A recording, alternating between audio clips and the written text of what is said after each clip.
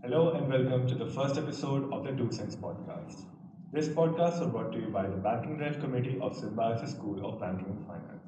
My name is Rishi, and along with my co-host Rahul, we're going to start this podcast. Over here, we have Mr. Prasad Kalbhande, sir. Sir is an MBA in finance with a total industry experience of 30 years, out of which he has in financial markets experience of 23 years and an academic experience of 18 years. Welcome to the podcast. Thank you, Rishi. Thank you, Rahul. Sir, to set the stage, could you provide our audience with an overview of the current state of the Indian economy and its key features? Yeah, sure. First of all, thank you very much for inviting me. We know that coming out of COVID, last year we have reported the GDP growth rate up to the level of 6.9%, and which was fabulous one, right? So the entire world is looking at us for what our own consumption story, which is driving the economy, point number one. Now this year again there is a robust investment considered by government in the infrastructure, and due to which economy is expected to grow, right? There is overall rise in income of the individual. So overall we can say that the economic phenomena is going in a fantastic way. Along with that, we can say that at the same time, what is happening? Inflation is not under control, right? So therefore, RBI is behind to control the inflation, and there is a pressure of interest rates in the overall system. So borrowing cost of the corporate has increased like anything, which may have impact next year. That expected GDP, that is 7.7%, may come down to some extent. That is my judgment. So, how has the economic landscape evolved in the recent times, and what are some notable trends? See, notable trends, we can say that overall economic growth is fabulous, and due to which the big capital inflows are there from foreign countries, point number one. But more and above, I will say that large companies, small companies and mid-sized companies, they have a better chance to grow, point number one, which is large in number. Along with that, we have MSMEs now, which is developing, and that number is also big. So we can look at that in general, the growth prospect for small and medium enterprises, right? And which is definitely reflecting in the financial markets. So valuations are fantastic, attractive, and so the financial markets are going up. So let's delve into the banking sector. How would you describe the current outlook of macroeconomic policies governing the banking sector? Okay, so let us understand, Rahul, that I have some data available with me. That is now, if you consider as on date, so if you look at the banking system, right? So we have total deposit approximately $2.17 trillion, right?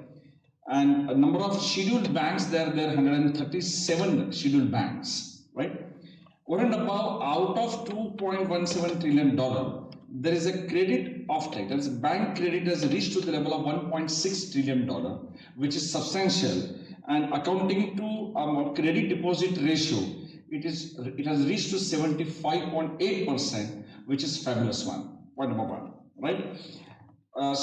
Scheduled commercial banks, they registered double-digit growth from the level of 9%, it has reached to 15.4%, which is marvelous, right? And for MSME, credit growth has reached to 30.6%, right? And overall personal loan, service sector loan, they are going in a fantastic way.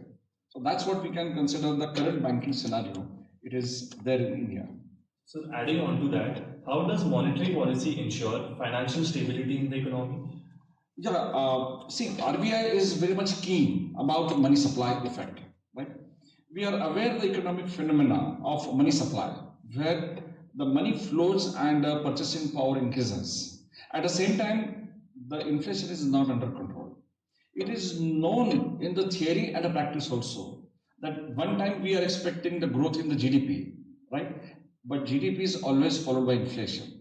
And to control that inflation, there is no other chance what RBI will go for rising the interest rates, right? So there is an income inflation trade-off which is understood.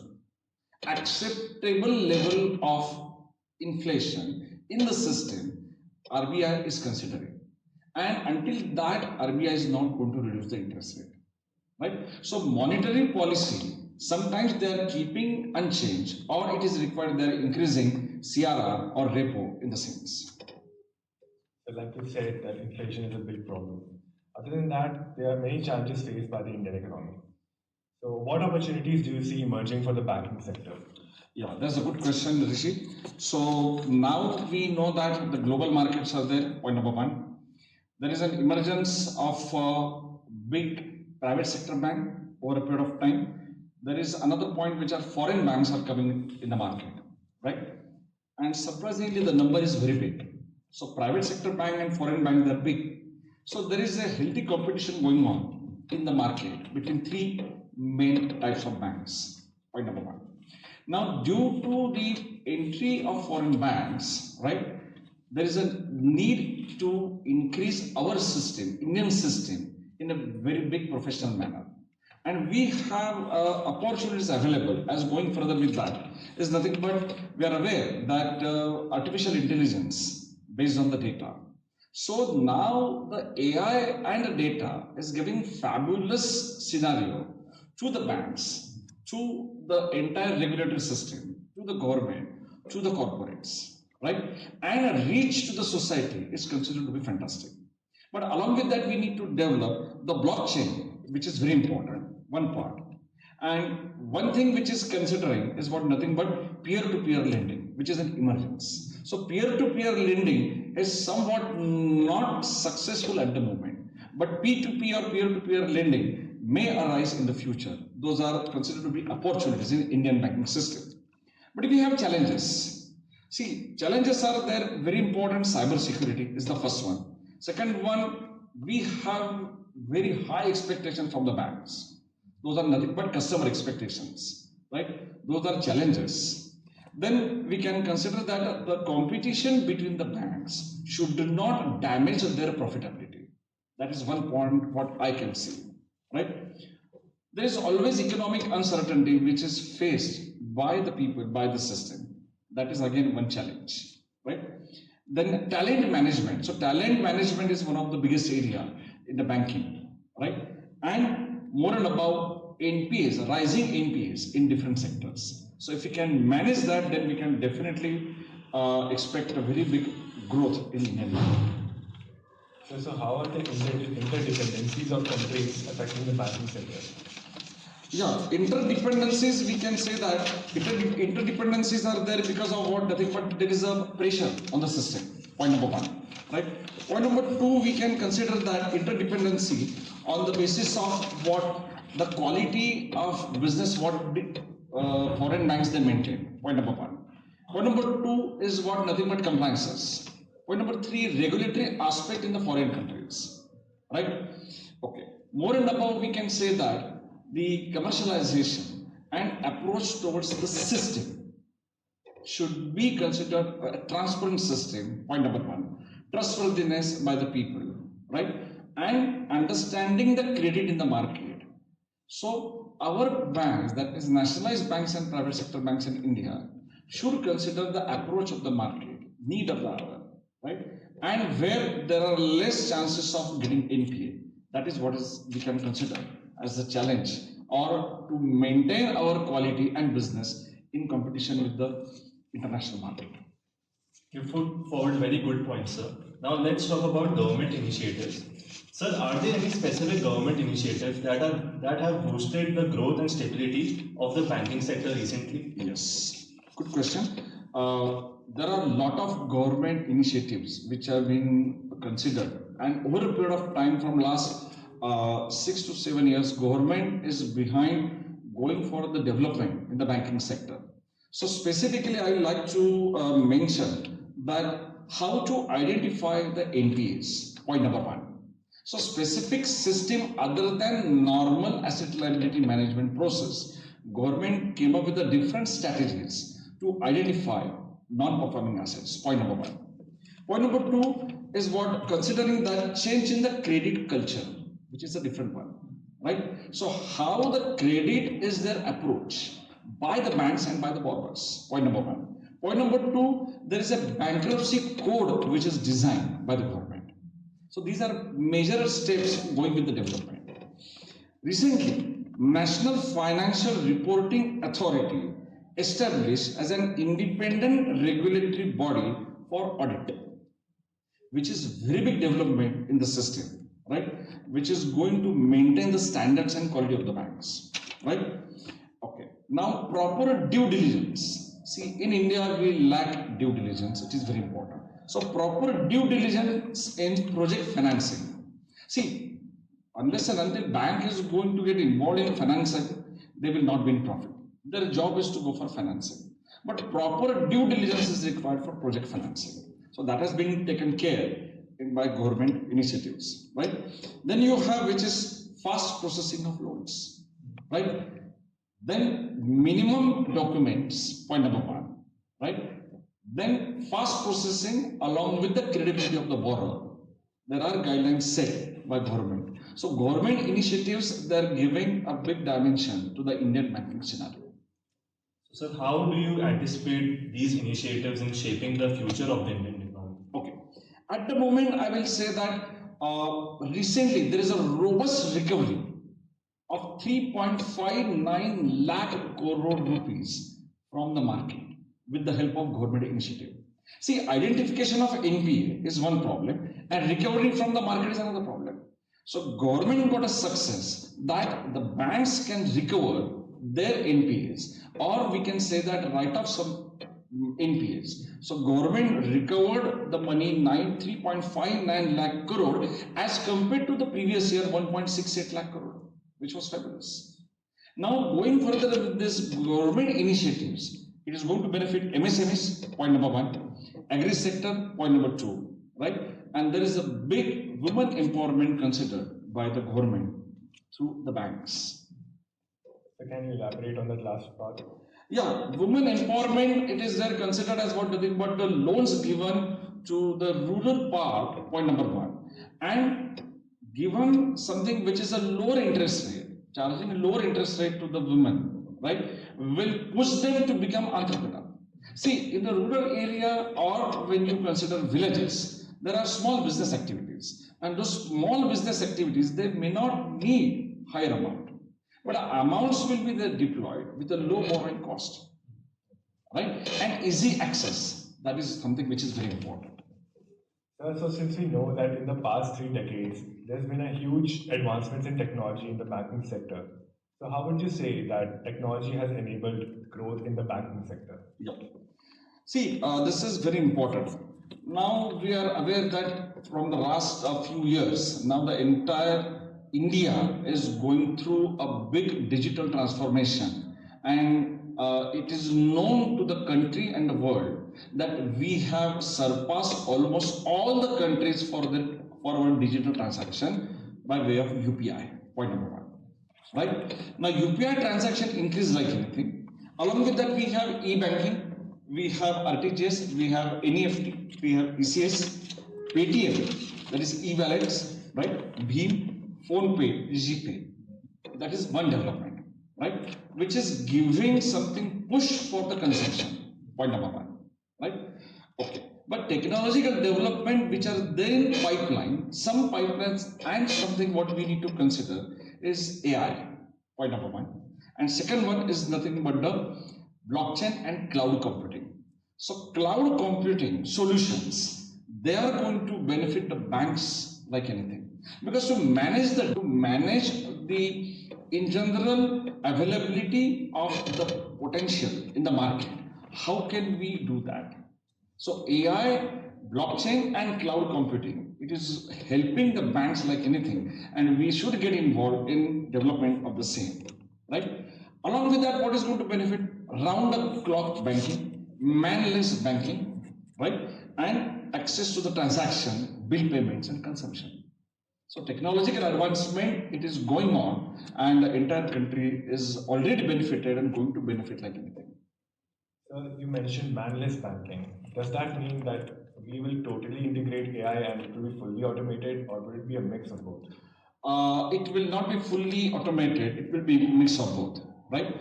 Because we know that 4 metros and 5 sub-metros in India, but which is not a real India, right? Real India is there, the interior part, which is rural part of the country, right?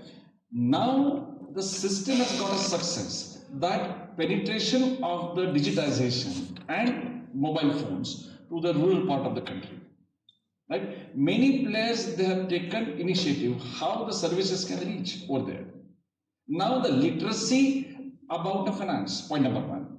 Then technical literacy, that means technological advancement, right? So which is going to help the consumption in the country, right? Sir, our next point of discussion is about financial inclusion. Sir, ensuring financial inclusion and sectoral growth is the key goal. How is the banking sector contributing to this, and what more can be done? Okay, very good question. See, financial inclusion has been discussed from last 10 to 15 years. When economy started growing after 2003, right? So what people started considering that there is an exclusive growth. That means a small portion of the society is growing, not the entire country. That means all the people in the country, they are not growing by their income, by their standard of living, by the level of consumption. So the discussion started at that time, and government has taken initiative for financial inclusion, right? One of the powerful tool is nothing but a bank, right? Now where we can say that the financial inclusion supports or promotes saving, point number one. Point number two, contingency fund, right? Point number three, financial literacy.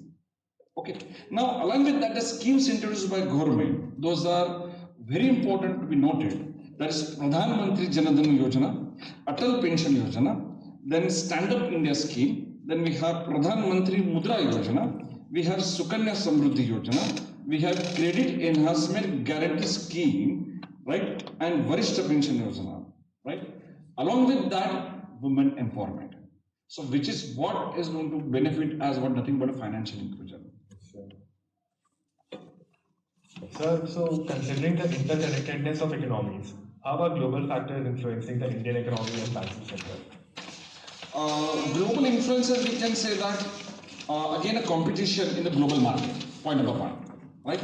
Our Indian corporates are having businesses outside the country, providing services to them will give support to foreign exchange, point number one, will give the benefit to the banks as well as the corporates, right?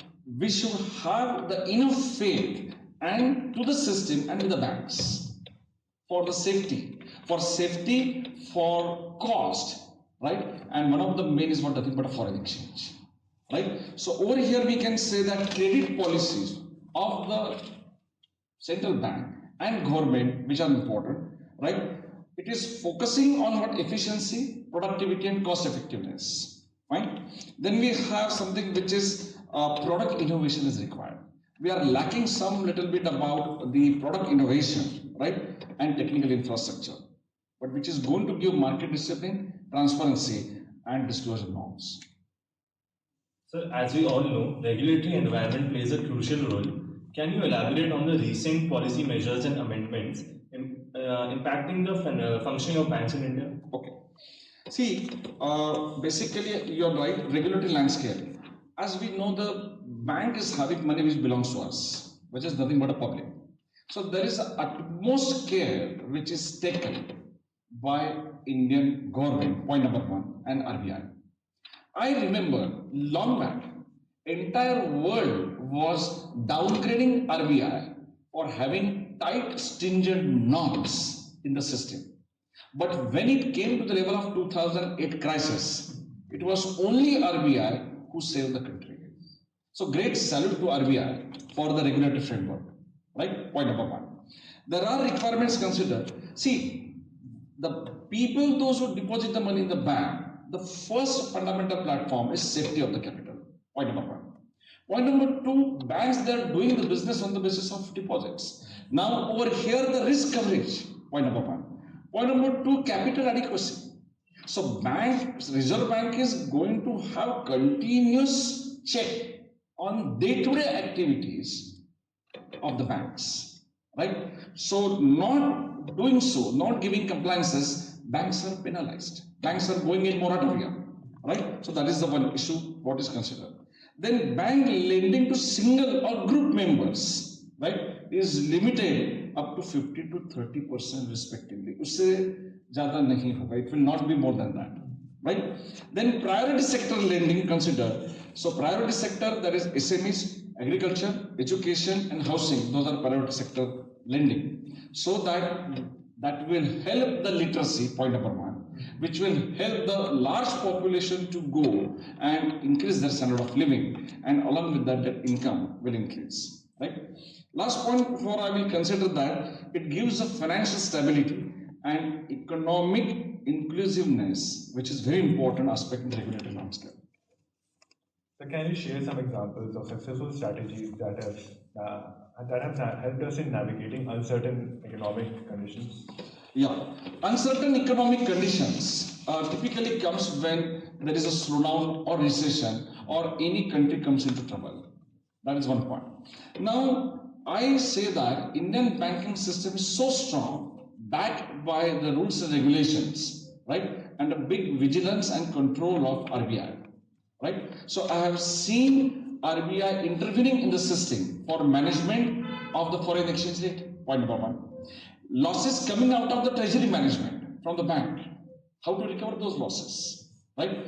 Then considering the money supply, getting me, and giving fiscal stimulus along with the fiscal policy of government, right? So our system is working over a period of time very smooth, and we should give 100% credit to RBI, right, and so the government. Getting me? So the country like India having 142 crore population, to manage the capital, to manage the saving, to manage the liquidity, it is extremely hard. But this system is running on the basis of what nothing but a confidence, conviction based on laws and regulation. Thank you, sir. With this, we come to an end of our 2 Cents podcast. The Banking Drive Committee is grateful to you for sharing your expertise on the current state of the Indian economy and outlook for the banking sector. Our listeners eagerly anticipate gaining valuable insights from your perspective. Thank you very much. Thank you, sir.